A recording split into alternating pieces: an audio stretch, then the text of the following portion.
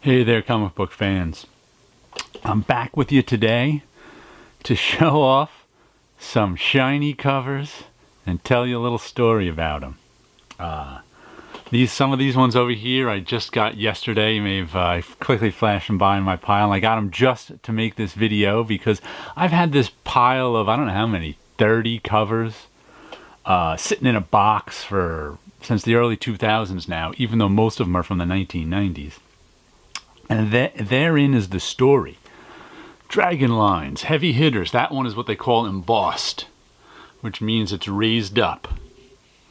So when something is raised up, it's an embossed cover. That's what that is. So if we flash back to the early 1990s, I was working in the Marvel Comics production bullpen.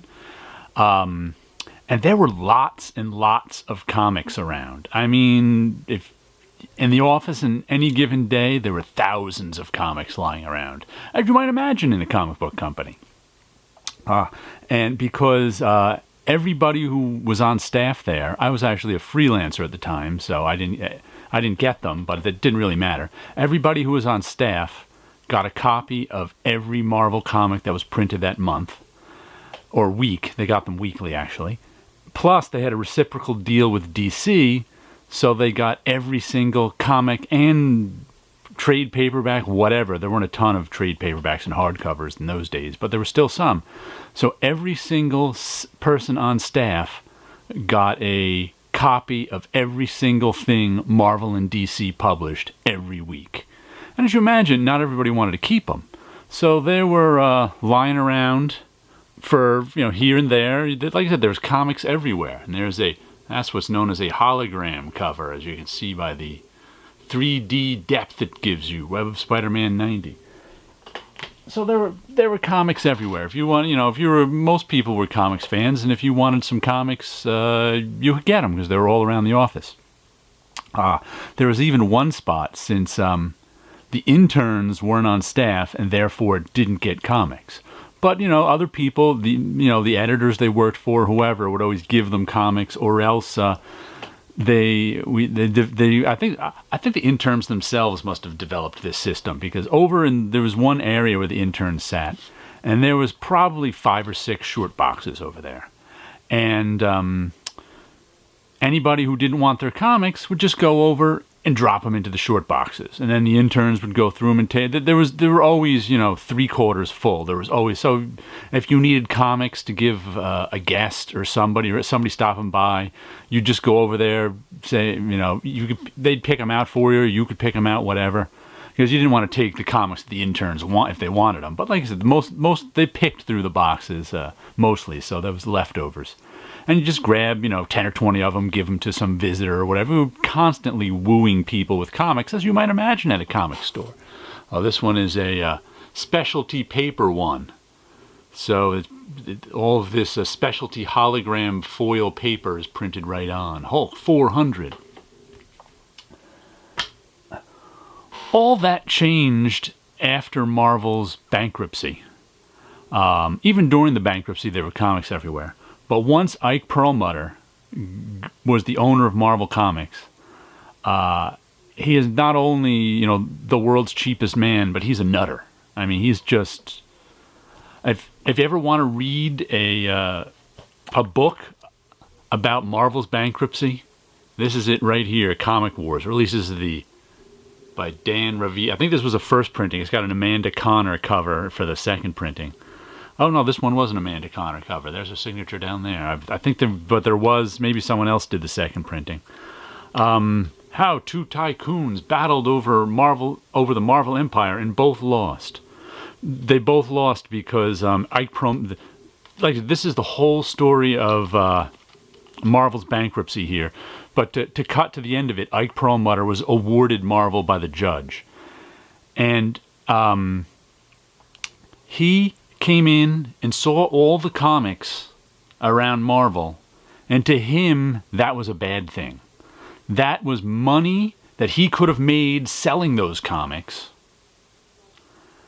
and he actually stopped everybody getting a comic that much. He not only, he stopped getting Marvel comics, he stopped us getting, and of course DC said, well, if you're not going to give us comics, we're not going to give you them. So no longer did every employee get comics, but he actually wanted to see no comics around the office. They actually he wanted all the editors to get rid of the comics that were in their office. The comics that they keep there because they edit the book every month. So they have, as you might imagine, the editors of Iron Man, and this is a special foil cover one. It's that gold foil. The editors of Iron Man, whoever they were at the time, had all the issues of Iron Man, and they had to refer to them. It was their job. Nel Yomtov was the editor of Iron Man at this time. So they finally convinced Ike to let the editors keep their comics. And then they months later convinced Ike to let certain people have the monthly, like the editors all got monthly Marvel and DCs. But the Marvel staffers only got a choice. They could either get some comics or trade paperbacks. You couldn't get both anymore. And he couldn't see comics around the office. If he saw comics lying around the office, he was going to stop everybody from getting comics. Because to him, comics lying around the office meant people didn't want those comics. And he could have sold them and made money. The Ike Perlmutter stories. Oh, every Ike Perlmutter story you've ever heard where he sounds nutty, I guarantee you is true. But if you read this book, in this book too, like Dan Raviv here was, on Ike's side. He was one of Ike's guys. But still, I don't think Ike comes off great. The only reason Ike Perlmutter comes off decent in this book right here is because these two here are billionaire sons of bitches, and Ike was only a millionaire son of a bitch. So he sort of came off better in this book just because of that. But anyway, that was the story of comics lying around Marvel. Here we go. That's another hologram one. You notice they had to tape they had to paste the hologram on here. I think it was too expensive to do like a whole cover hologram. So the hologram was always one little section. So that was hologram technology at the time.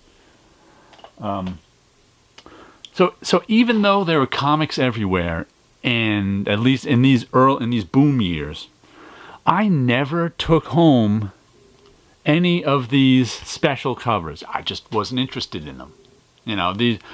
Even in the early 90s, during the boom years of Marvel, I was still an indie guy. I became an indie guy in like the mid to late 80s. That's another special foil paper cover.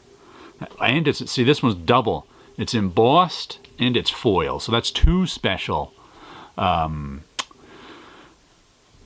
additions to it. The Guardians of the Galaxy.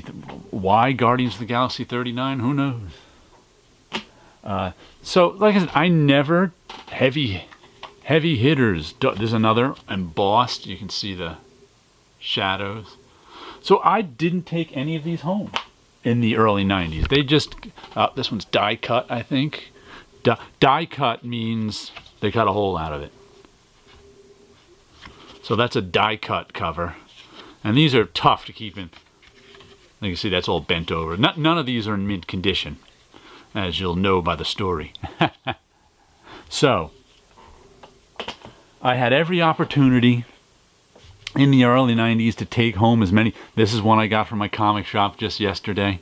Shadow said, this is an Image comic, so it's die cut with a special metallic paper. This is one of the early Image ones. Not Marvel, but I saw it in the free bin, so I took it. Well, it wasn't actually a free bin, but he gives some stuff. John Byrne's Next Man. This is, once again, is that embossed? No, that's just special ink. I think that's a 5th ink. And because the 4 inks are black, yellow, cyan, and magenta. And the 5th ink would be silver. So I think that's actually an ink rather than a special paper. But, never had this one. So like I said, never took any of these home. Never Anime Mystic. This is a acetate cover. I think it is. That's what that's called. So they print on acetate and then it's see-through. So you can see through the background. So that's an acetate cover. I have no idea who this character was. Just pulled it out of my comic shop for free. So cut to the early 2000s. Ike has been there for a good long while now, owning Marvel. So there's not comics lying everywhere. There's I can't even explain those years. We'll have to do a whole video on. Like I said, you could take forever to explain the craziness of Ike. But yeah, that's why. Did you remember the story where they said that they weren't going to make any more Fantastic Four comics because Sony owned the movie rights, so there's Marvel's no longer going to be publishing Fantastic, and Tom Brevoort came out and denied it. The only reason I believe that story is because they credited the decision to Ike, and any crazy decision that I hear credited to Ike, I believe. Because I saw dozens and dozens of them with my own eyes. I lived through them. I lived through all the crazy decisions. So you can't come up with a crazy decision that Ike made that I won't believe. Because I could tell you some that you wouldn't believe, and they're true. Let's see this one. Oh, that one's a foil cover one. So that's the whole cover is foil with. I bet they made that. Yeah, there's spider webs on that, so that's a special foil that they printed spider webs on. So like I said, cut to the early 2000s. Marvel moved out of their 387 Park Avenue South offices and were moving up to 40th Street, East 40th Street, which is right off of Park Avenue also, but because Ike wanted cheaper rent. So there was a time where, for a brief time, after Marvel moved into 40th Street, what is this? This is a chromium cover. So this is a special paper that's called, in ink, that's called chromium. I don't know. I guess that's just what the printer named it, but it's all shiny, chromium cover. That's pretty neat, Ninjak. It's a wraparound. I always liked these. So for a brief time, after Marvel moved up to 40th, editors were cleaning out their offices because their offices were all smaller. Death Meat, that's a foil cover, square bound, perfect bound. Nice and crunched up there. Look at that. I think I may have this one already, but I wasn't sure. So they're developed like on top of these one file cabinets tucked away. Editors cleaning out their offices would dump a bunch of stuff. Just, for people to take, because they wanted to, like there used to be at old Marvel and 387 before Ike took over, there was a spot where you could put stuff that you didn't want that people could come and take. And, there's another hologram cover. That's a pretty big hologram cover. Neato. So one day, Silver Sable in her wild pack. This one's thin. Feels like the comic's missing. It's so thin. That one's embossed. You can see it's and fifth ink silver. Yeah, that one's not a special paper. That's all fifth ink silver. So one day I was walking by that spot, and I saw this pile of these comics. What was that? That's a hologram right there too. But this must have been later on in the technology because they actually cut the hologram to fit his eyes. They weren't doing that in the early days. Let's see, what year is this? 1994. So this is later. They must have improved hologram technology by 1994. So I saw all these, like I said, someone just was cleaning out their office, and these were all in one big pile there. They must have been sitting around their office for 10 years because they're pretty battered. This is... I can't tell if that's fifth ink or foil paper. It could be either one because there's so much of it. Sometimes it's hard to tell if that must be fifth ink gold. Otherwise they'd have more patterns on the paper. So I saw this pile of 30 comics sitting there. Here's another acetate, and a wave of nostalgia came over me. I was like, oh, look at all these early 90s specialty covers, and all in one pile for me to take. And like I said, I don't think if I took home any of these specialty covers when they actually came out, it was one or two. I don't even remember. Like I said, I wasn't really buying or collecting Marvel comics those days. So, well, that's even got a texture to that acetate. So this is a little different than your normal acetate. Because I don't know if you can see that texture going on there. So I took this, a wave of nostalgia came over me. This is like 2002 maybe. And I was like, oh man, I want these. Look at them, they're all neat and shiny. That's foil paper.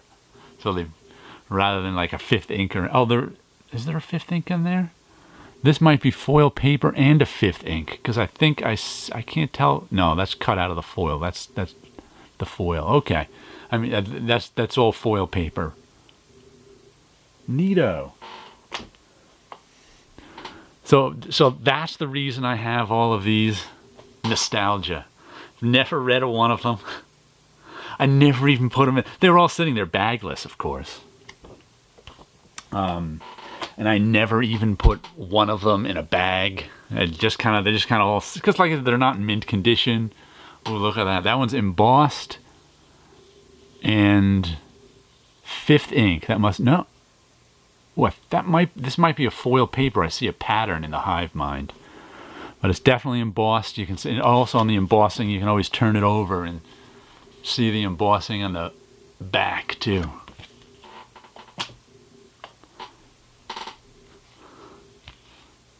But I'm glad that for at least one brief moment in Ike's tenure at Marvel, not allowing any comic books in the office. Yes, that was, we had to hide our comic books when we got them every week. As soon that we were constantly reminded, put them away, put them away.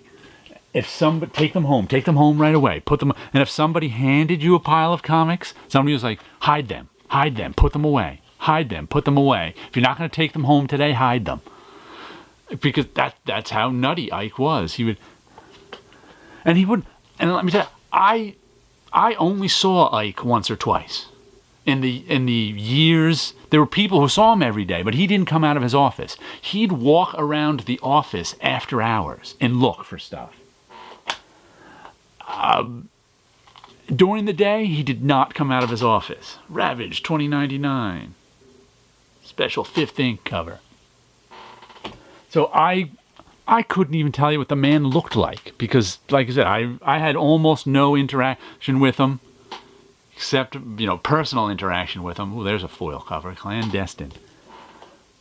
But other people there, they'd always come out and say, oh, Ike said this and Ike said that, and he was constantly talking to the other bosses. And like I said, there's even rumors of stuff disappearing when Ike walked around after hours. You'd come back the next morning and things would be missing from your desk.